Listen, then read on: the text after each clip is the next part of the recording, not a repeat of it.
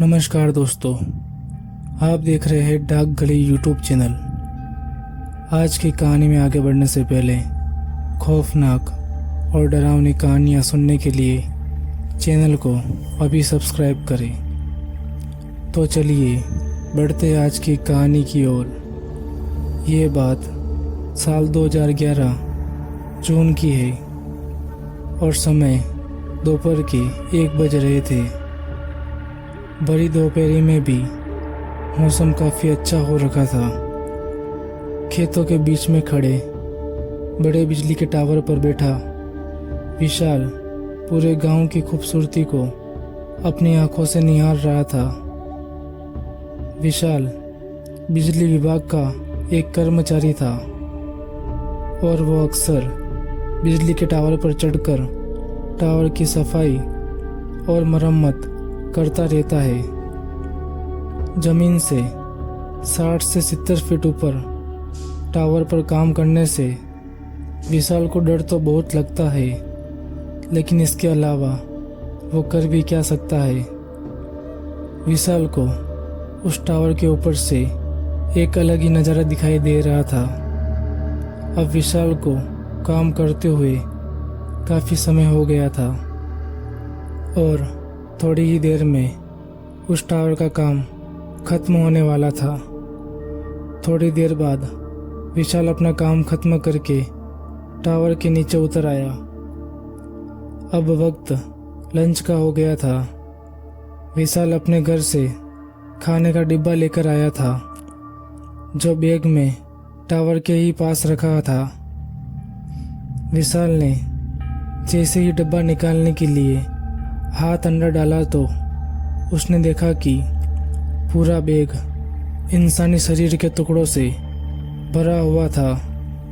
वो टुकड़े पूरी तरह से गर्म थे, जैसे किसी ने अभी ही काट के इनको यहाँ पे रखा हो। विशाल को ये सब देखकर वही तुरंत उल्टी आ गई थी। विशाल को अचानक से जोरों से ठंड लगने लगी। उसने आसपास देखा तो उस वक्त वहाँ पर कोई भी नहीं था। चारों तरफ खामोशी छाई हुई थी। सिर्फ हवा और फसलों के लहराने की आवाज़ आ रही थी। तभी विशाल को कुछ आवाज़ सुनाई दी। विशाल ने उस आवाज़ का पीछा किया तो उसने देखा कि खेतों के बीचों बीच एक औरत बैठी हुई थी और वो औरत कुछ चबा रही थी। विशाल उस औरत के पास गया और देखा तो पता चला कि वही औरत इंसानों का मांस खा रही थी। उस औरत के आसपास कई सारे इंसानों के हाथ पैर पड़े हुए थे। ये विशाल के लिए काफ़ी खौफनाक पल था। विशाल तुरंत वहाँ से भागने लगा।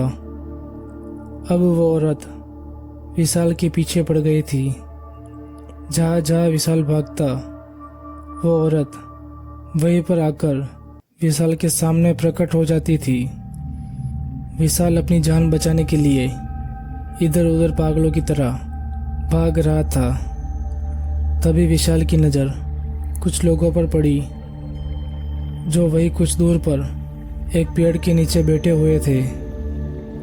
विशाल ने जोर से उनको आवाज़ लगाकर मदद के लिए बुलाया। विशाल की आवाज़ सुनते ही वो लोग उसकी मदद करने के लिए भागकर आने लगे। विशाल बहुत ही ज़्यादा डरा हुआ था और उसकी सांसें भी तेज़ी से चल रही थी। कुछ देर बाद जब विशाल नॉर्मल हुआ तो उसने सारी बात उन लोगों को बताई। फिर उन लोगों ने विशाल को बताया कि वह बहुत ही खतरनाक चुड़ैल और आदमखोर है। वो इसी गांव की रहने वाली औरत थी। जब गांव वालों को उसकी असलियत के बारे में पता चला तो गांव वालों ने उसे जिंदा जला दिया था। मरने के बाद भी उस औरत ने और भी भयानक रूप ले लिया। जिससे बचने के लिए गांव वालों ने अभिमंत्रित करवा दिया और सभी गांव वालों को एक रक्षा धागा बांध दिया। लेकिन फिर भी कभी ना कभी कोई तो उसके शिकार बन ही जाता है। यही सब सुनकर विशाल बहुत ही ज़्यादा डर गया था। उसने वो नौकरी तुरंत छोड़ दी और फिर से कभी उस गांव में गया भी नहीं। तो दोस्तों, आज की कहानी में बस इतना ही। अगर ये कहानी आपको अच्छी लगी हो तो वीडियो को लाइक करें और चैनल को अभी सब्सक्राइब करें।